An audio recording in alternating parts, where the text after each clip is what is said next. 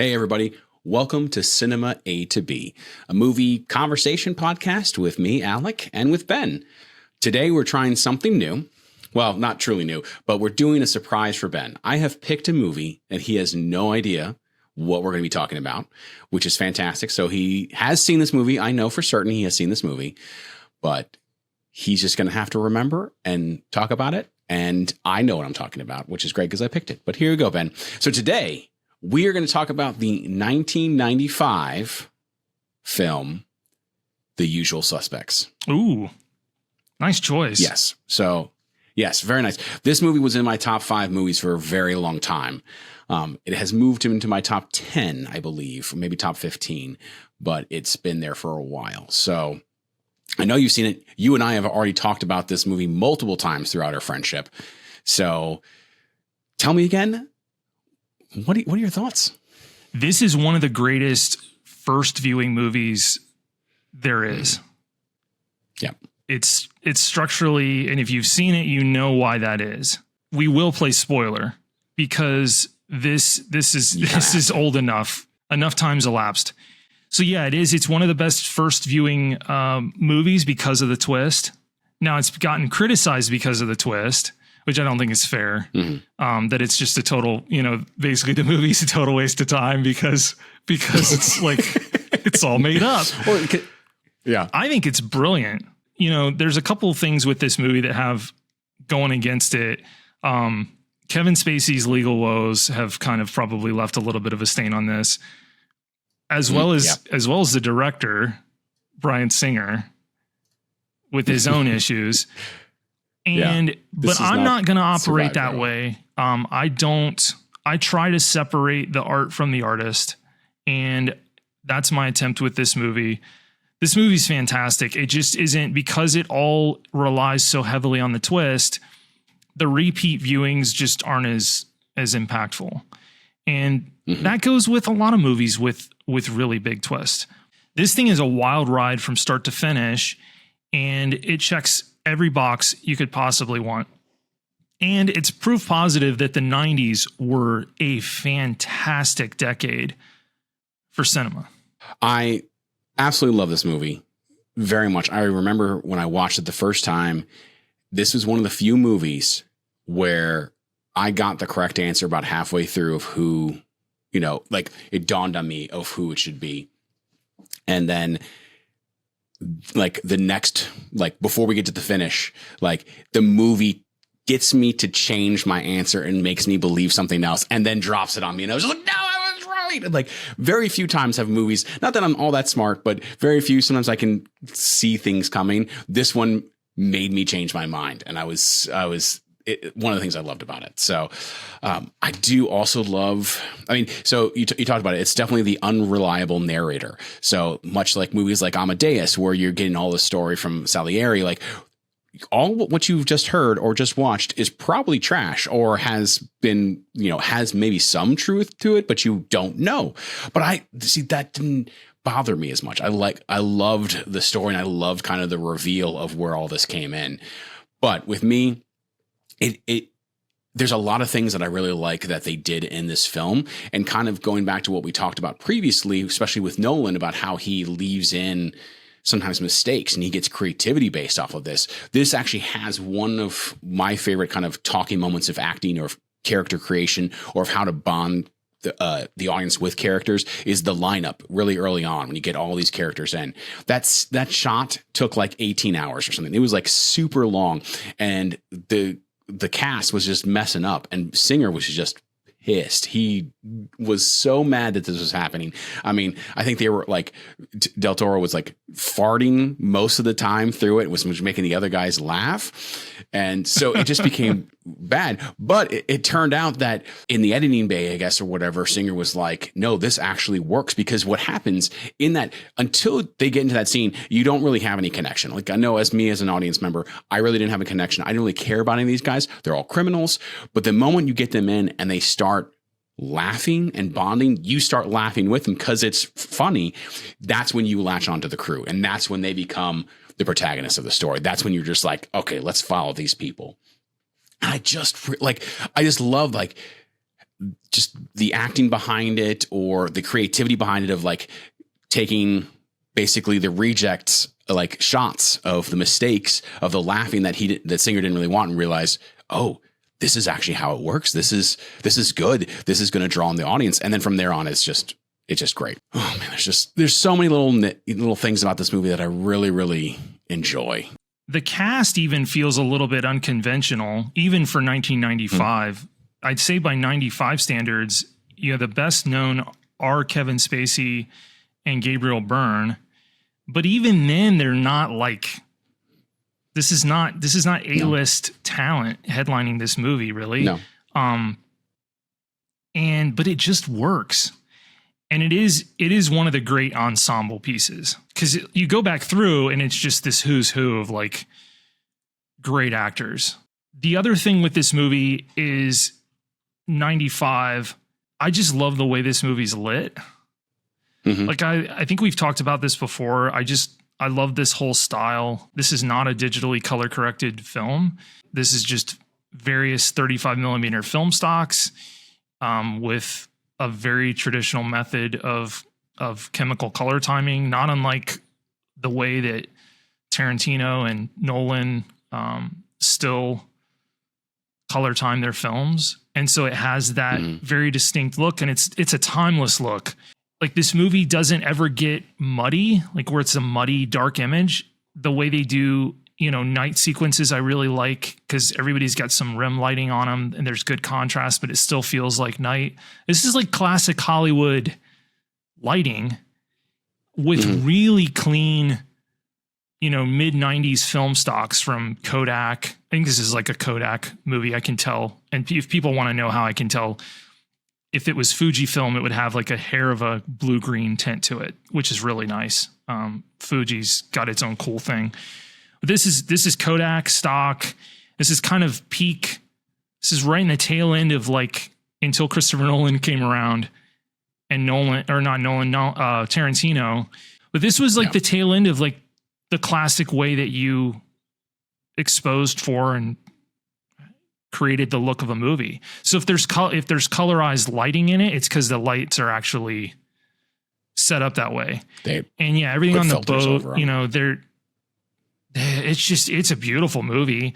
And I don't understand why a lot of films don't look like this anymore. So it's not film noir. It's close. But that's what I was going to say. Is like, it definitely kind of is, and it's not even like, neo film noir or whatever, but it has that kind of feel to it without getting into a lot of the tropes. But I mean, that I was reading about it and was talking about Singer really tried to channel like Double Indemnity when he was making this movie. So you kind of get that feeling of all the trappings of a film noir without it actually being a true film noir. So, I mean, you could say it's maybe somewhat closer to like Chinatown, that kind of film noir feeling, as opposed to like a typical double indemnity. But throwing out the fact that Kevin Spacey is kind of persona non grata now and, did terrible things and stuff, but he's fantastic in this movie. Like, I mean, because he's a fantastic actor. So like, it's hard for me like to throw that away, because there's so many movies that I love that he's in that I really appreciate, this being one of them. And where it's like, yeah, it's tainted now, but like I can appreciate it as this vehicle of this movie, sans like him playing verbal, him playing this character. Take everything else out, he's great. And like, but again, like you said, Gabriel Byrne is fantastic. And you even have Giancarlo Esposito in it playing, an agent. Like a little, like you have some of these great actors who go on to do bigger and better things. And it's just stocked full of people. It's great. So, and I love the fact that Del Toro totally did the mumbling thing on his own, and Singer hated it as well. And he even said, like in interviews, he talked about the fact, he goes, the whole purpose of my character, if you read the script, is to make Kaiser Soze scary. He goes, so everything I say or do outside of like the monologue about Kaiser Soze or whatever is worthless. He's like, I'm only here as a vehicle to make Kaiser Soze scary. So all my other lines, dumb. And so he just said, this character mumbles or, does this little weird thing. And Singer hated it, apparently. Hated it. Oh, so, it's genius, though. As much as Singer hated it, problems with Singer himself as well.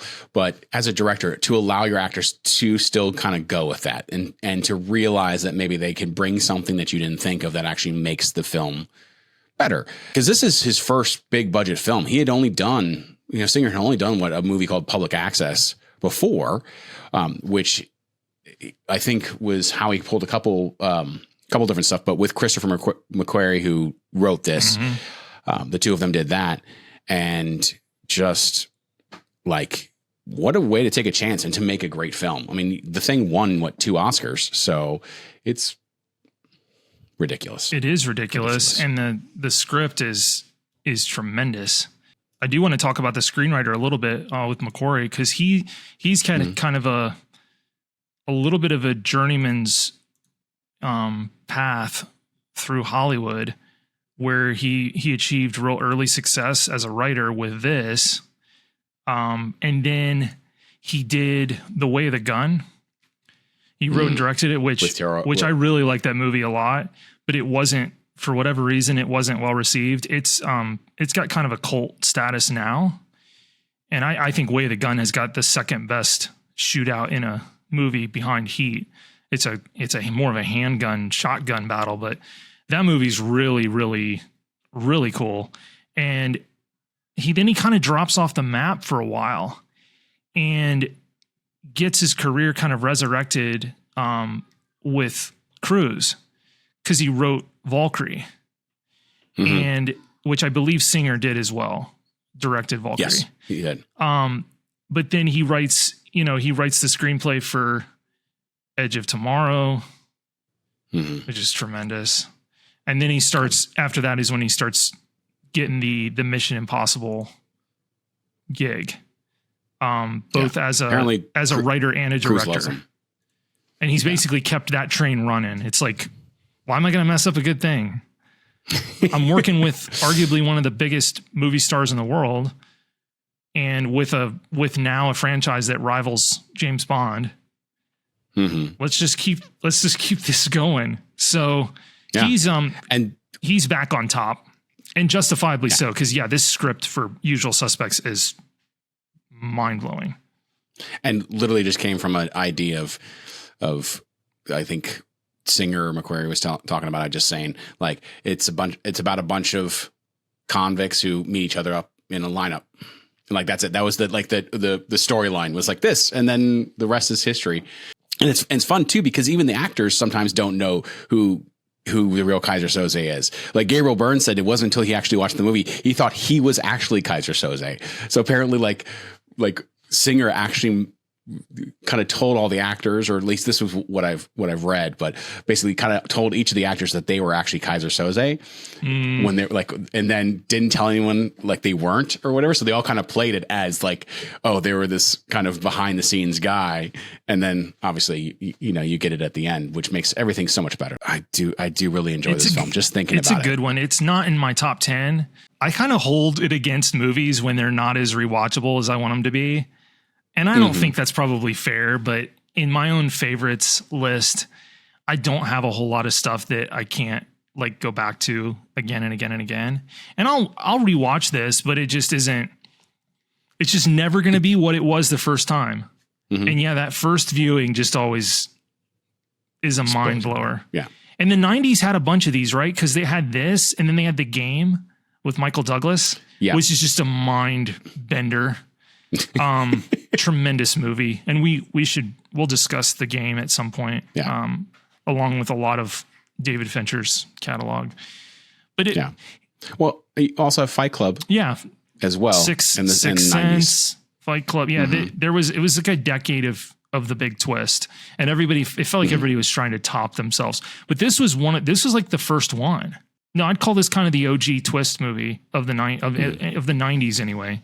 Definitely one of my favorite ones too, because how they play it off at the end, because it pretty much like you don't get a whole lot of time to process it before the movie ends. Whereas with most of the others, you have the big reveal and then you have a lot of time to kind of wrap things up, where this movie is like, okay, big reveal, boom, movie's done. And it ends on such, like, I love the line that it ends with, and just the quick snap and then cut to black. Like, that's just a perfect way to end the film because it's just like, oh, and he's gone.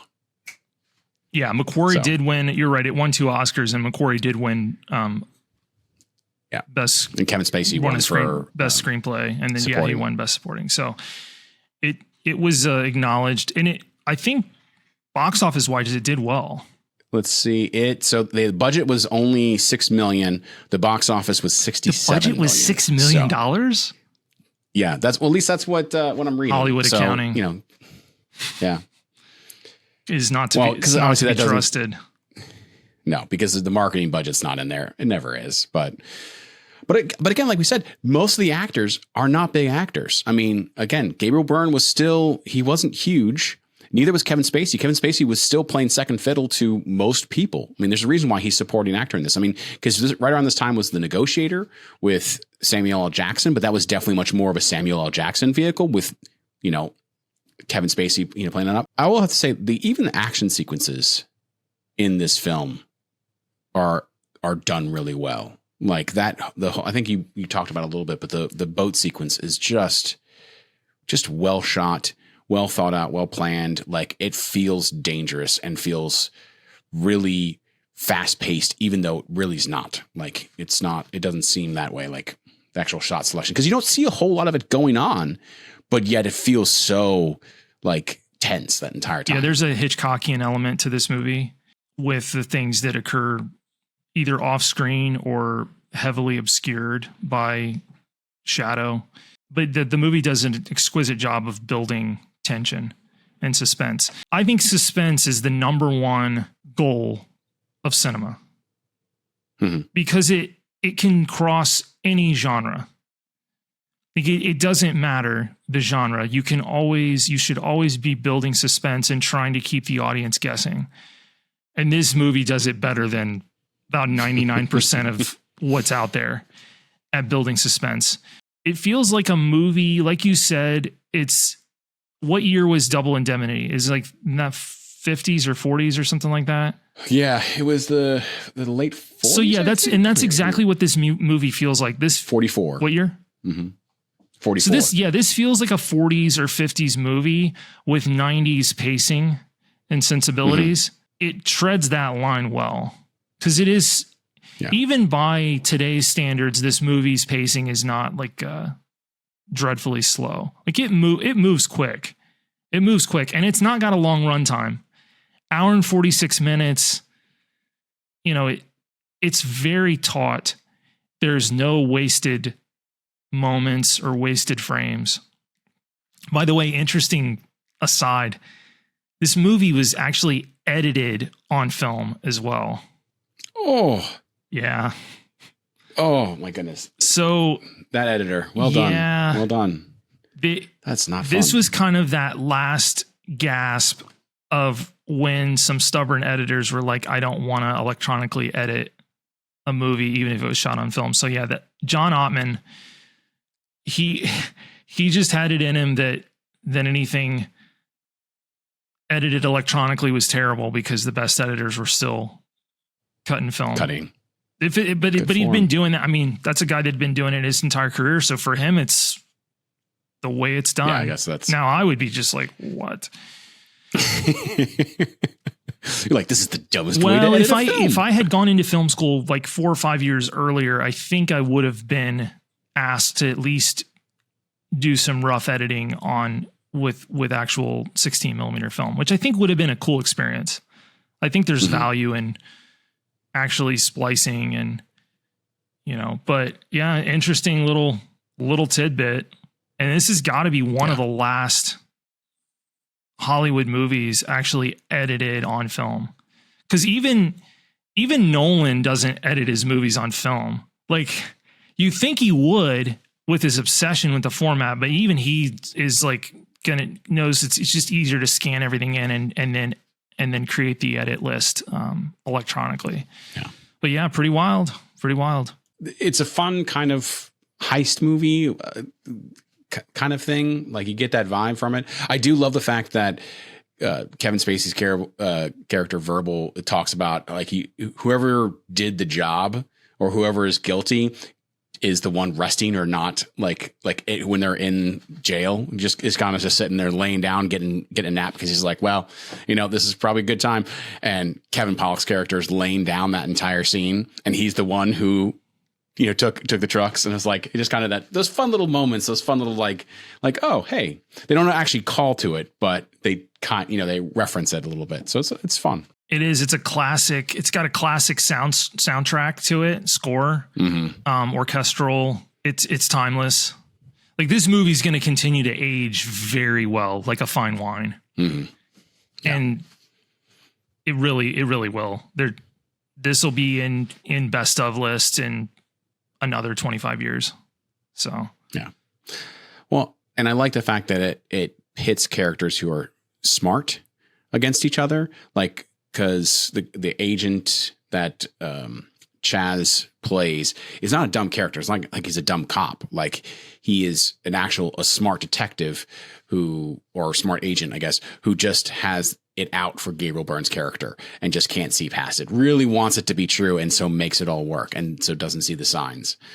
But my goodness, Kuyan, Agent Kuyan, who just gets absolutely played like a freaking fiddle. This coffee's crap. I like the coffee when I was shucking beans in Guatemala. It is like all the little things. I mean, and so I was talking with Laura about it too, and she was just like, she really likes the shot selection where you can kind of, if you really pay attention, you can kind of see these things before they happen, like on the bulletin board. So like, Singer does take that chance of like, hey, if you really actually pay a lot attention, you can pick up that he's lying and making this stuff on the spot. So I do. And another, going back to mistakes make creativity. So in this, when Red and McManus, or they're all talking about the diamond or the emerald heist or whatever, and they meet out in LA with Red, and he flicks the cigarette at Stephen Baldwin's character, McManus. It was supposed to like hit him in the cheek or in the face or in the chest or whatever, but it hits him in the eye instead. Yes. And so like, that is 100% Stephen Baldwin reacting to getting a lit cigarette flicked into his eye. And of course Singer was like, done, print it. That's what we're going to go with. So sometimes those mistakes make comedy gold or film gold. Film is so cool because some of the best stuff just ends up by happenstance. But the thing is, you've got to create the room for that to happen. The script is great, but it's a roadmap. But you have to allow for great moments, and you cast the right actors and you'll get those great moments. And that's why you should have your writers on set as well to help kind of, guide stuff along. Good luck with that right now. Yeah. Well, good luck having actors on set too. Unless you're A24. Apparently they made their own little deal with. Or if you're in the British Union. Yeah. Yeah. Yes, this was recorded during the dual strike. Yeah. Unprecedented times. It is. But there's a back catalog there, folks. Just because they're not making any new stuff doesn't mean you can't go back and watch some greatness. And today's greatness is The Usual Suspects. Well, I think that wraps us up for that. I think so too. I think we're good. Yeah. Good flick. Well, thanks everybody for joining us. We really appreciate it. If you're watching on YouTube, we thank you. Go ahead and hit that subscribe button and get that notification button as well, the bell, because if you don't hit that bell, YouTube won't tell you. I know hitting subscribe, you think you get notified. Nope, you got to hit the bell. So, but feel free also to leave us a comment. Let us know your thoughts about The Usual Suspects. If you still like it, if you figured it out beforehand, all that stuff. If you're listening to us, especially on Apple Podcasts, go ahead, leave us a review. Really would appreciate that. But we really thank you for listening to us. Thanks for hearing us as we just kind of meander about movies that we enjoy and that we've seen. So, Ben, thanks, buddy. I appreciate you doing this little that was a great selection. Yeah. Great film. Yeah. Great film. Gonna have to watch it here again soon. Same. Well, thanks everybody. Take care. See you next week.